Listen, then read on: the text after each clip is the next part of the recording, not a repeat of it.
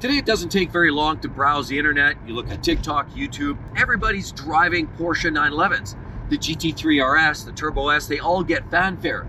And it often makes you scratch your head and wonder, why are people buying these? Is it just an overhyped car, a car that just does not deserve the value of some of the positive critics? Is it a vehicle that clearly is not worth it? Because there's a lot of great sports cars on the market today. We think about Ferdinand Porsche, you know, the originator, the gentleman who created a vehicle, the evolution of the Bug and the Beetle, which transformed into something that they felt like coming from the people's car that was more sport oriented. The Porsche 911 was initially a smaller, petite sports car that was meant to crush the absolute giants. They were going after all the big competition, but their mantra was really more lightweight, purist driving experience. And so if you look at some of the cars from the 60s and the 70s, they were true to that mantra. They were lightweight, simple. The center of gravity was held very low because the engine was flat and sits low in the chassis. The manual gearbox made it always fun to drive, and back in the day, that's really all they had. But the Porsche 911 has evolved. My first personal experience was a friend of mine went out and bought one of the early generation 911 2.7 liter flat six engine.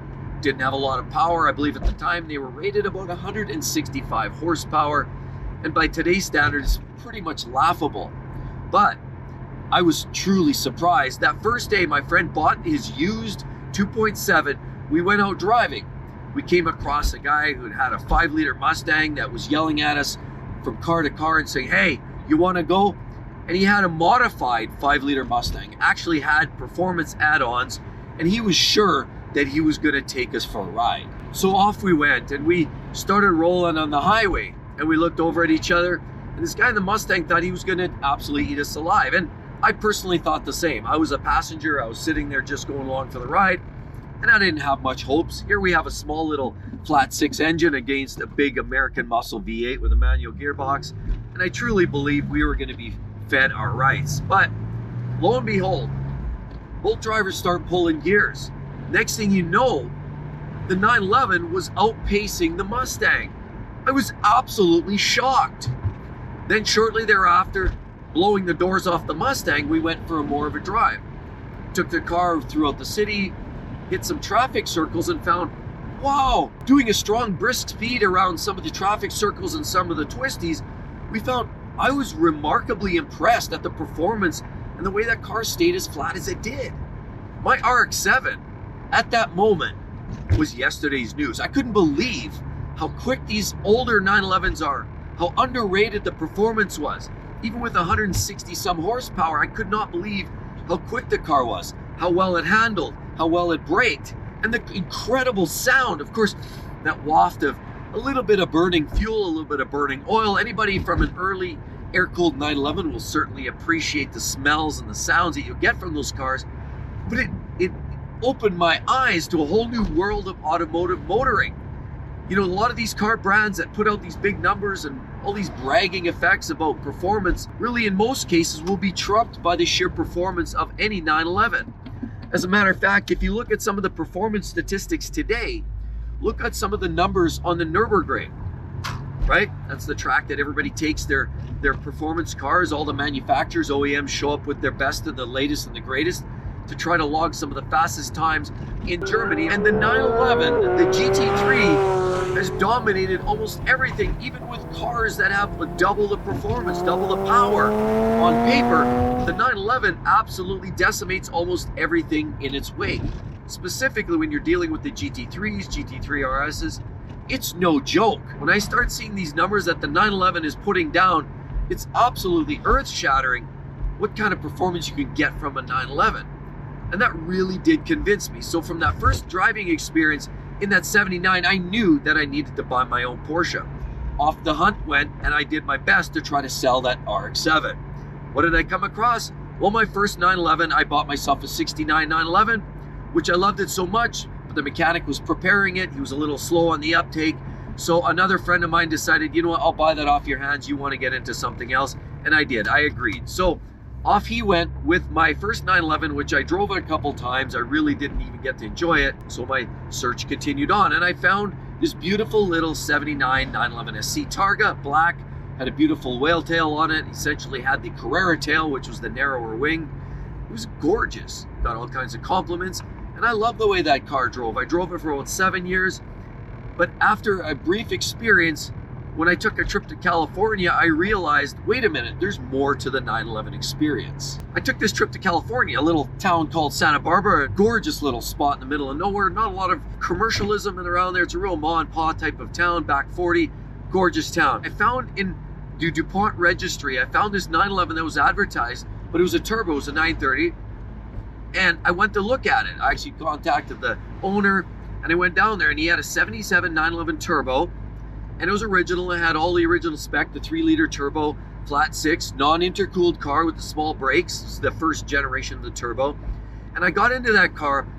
This gentleman took me for a ride. He was so kind as to take me for a ride. We did a little tour around the neighborhood, found the first freeway on-ramp, and he guns it. And all I feel is just pull into the seat. This car is breaking loose. This sound, this cacophony of noises and excitement, and just absolutely was mind-blowing to me. I could not believe how fun and furious and the sounds and the thrashing of that engine, that flat 6 and the turbo sounds could actually deliver. I was sold. As soon as I got home, I knew I had to sell the SE and I had to get into a turbo. And I've owned numerous 911s and Porsches and Boxsters since then. As a matter of fact, I'm driving in our latest Porsche 911. It's not the best, but it's the latest one that we've owned, and it's certainly one that still reminds us that it's like pizza. A 911, even the worst, is still pretty good. So we're driving in my latest generation 911, and we're gonna do a quick walk around this here briefly. But I wanna talk about a few of the things, because as you own 911s, it's like everything.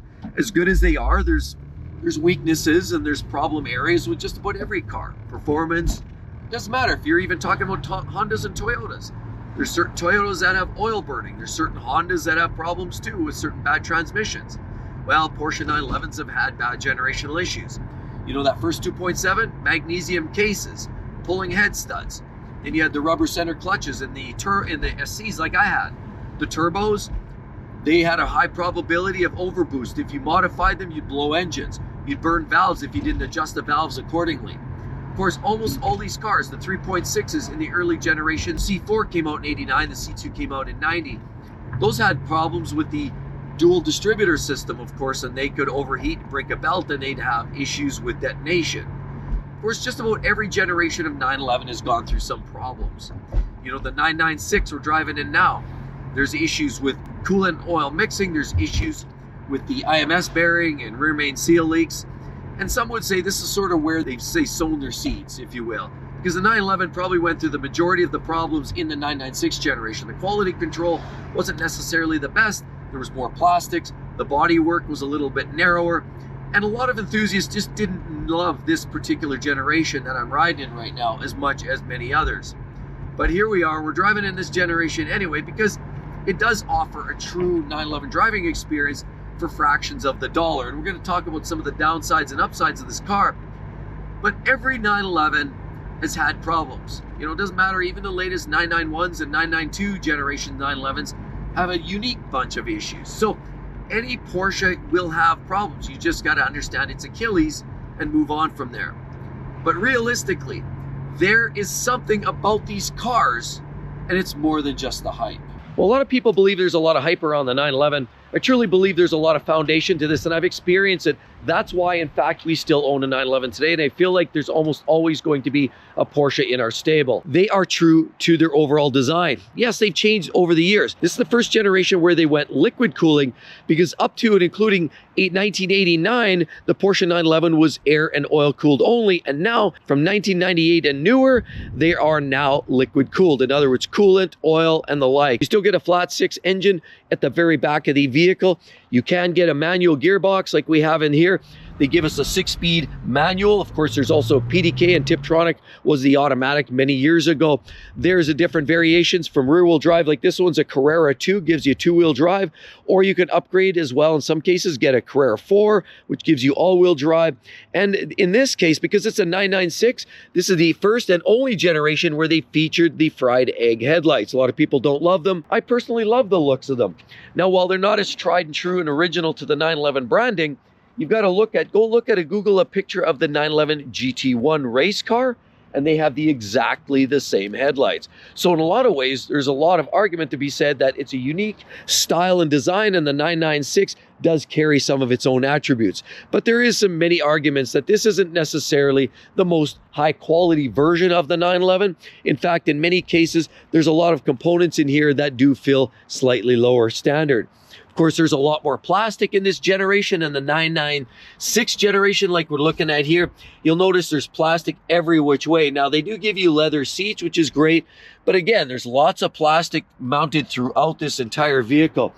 But there are cheap parts. These grills, they don't seem to hold up all that well.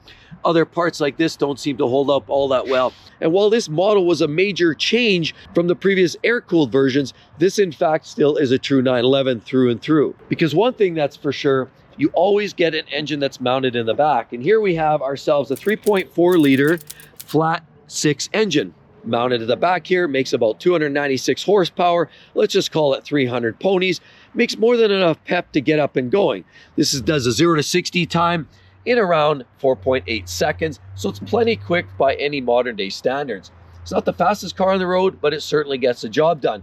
And I can honestly tell you, any 911, even from the best to the worst, and many arguments could be made which is the best. Some would say the GT3 RS. I personally like the Turbo S. And honestly, many would say, forget all of that, go back to the old school air-cooled cars.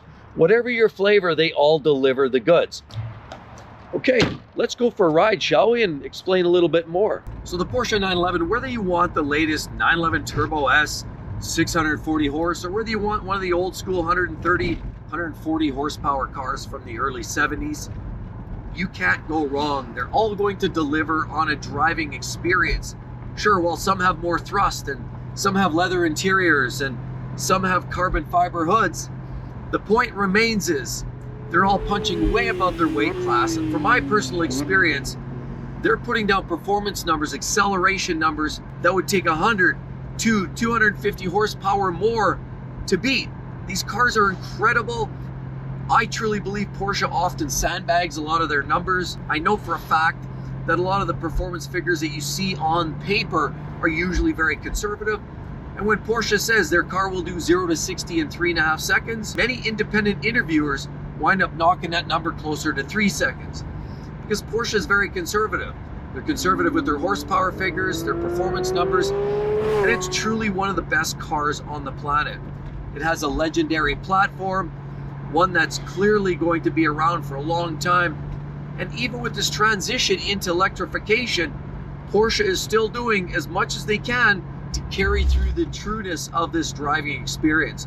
Rear engine, manually shifted transmission, because remember, even some of those manual transmissions went away for a while, and when the enthusiasts started to scream and holler for manual gearboxes to come back, Porsche listened and they delivered. Word has it now Ferrari might be doing something similar with some of their premium models, possibly bringing back manual gearboxes again, because customers want that. And that's what the 911 delivers in spades. A true, authentic driving experience, especially when you get one with a manual gearbox.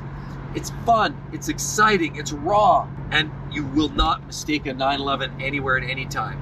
Are they expensive? Absolutely. Very pricey to maintain, and even more so to buy.